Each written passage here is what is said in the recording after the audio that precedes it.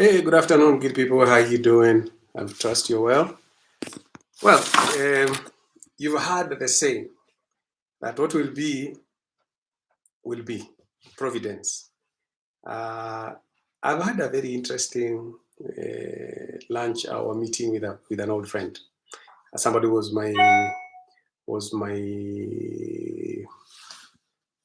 my schoolmate, high schoolmate. We were in the same high school. And this gentleman, that, sorry about this. I forgot to put off this phone. It's going to start disturbing us. So let me just put it off. Okay, not put it off. Just put it offline. Okay, yeah. So I was saying that this gentleman was my year mate in high school. We joined Form 1 at the same time and left in Form 6 at the same time. And this man has a very interesting story to tell. I'll not identify him. Those who are in that school, of course, will know. In that class, will actually know what I'm talking about. But anyway, this gentleman always wanted to be a pilot. From those many days, I thought I put this thing off. Yes, I did. Okay, not to worry. So he wanted to be a pilot right from the very early days of his life, and he would talk about it. So one time when we did Form 6, they were left in school doing a few things because he was a very responsible gentleman. He was a very responsible student. He was good in class. He was good in games. He was, everywhere. He became a senior prefect. Responsibility. So they were given the responsibility to do some things which were happening in the school when all the rest of us finished our exams and left. And the careers master, as he was walking around, he found a piece of paper, a newspaper cutting. So, somebody had, whatever they were doing, they had cut a small bit. And on it was written invitation for flight scholarships. And because the careers master knew this student always wanted to be a pilot, he took the piece of paper to him and told him, here. I mean, he could have left. He had finished his exams. He could have gone home, but he was still in the school. And this piece of paper was lying somewhere. So even this careers master didn't have to look at it, but he actually saw, and it drew his attention that it's about application for a scholarship for flying, for a pilot. So he took it to the guy he knew wanted to be a pilot. And this guy then wrote the application letter immediately and sent it off.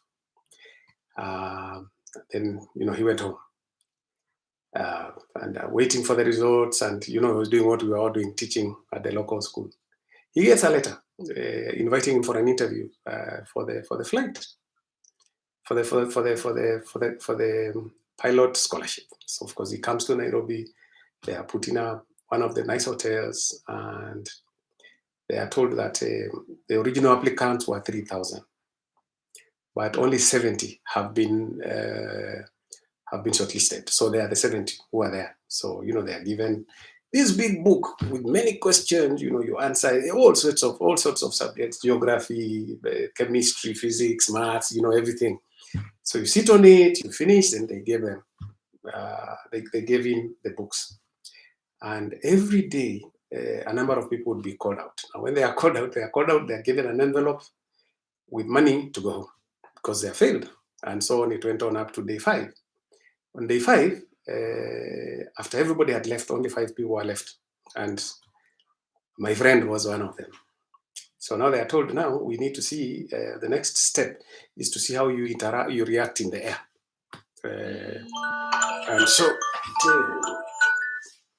And so they are taken to the airport, Wilson, and they are given, a trainer, and they take a flight around Nairobi, around Kikuyu area. They are told to hold the what's it called, the joystick, not joystick, whatever, the steering, or turn it, And this guy was really having fun. Even he became very friendly with the trainer, because the trainer was like, have you flown before? The guy was like, I've not even gotten into a plane. Anyway, so when they land, 2 of the guys had really puked in the air. So of course they were removed. So they are left 3 guys. They're told tomorrow is the final exam. So the following day, they are given again those books they were given for the exams, for the tests, at the interview at the hotel, and they are told you've only got 10 minutes to answer the questions. So of course, everybody is in a hurry to start answering the questions because they used to do 2, 3, 4 hours. Actually, you used to do at your pace. Ukimaliza unapeana. But here they are told only 10 minutes.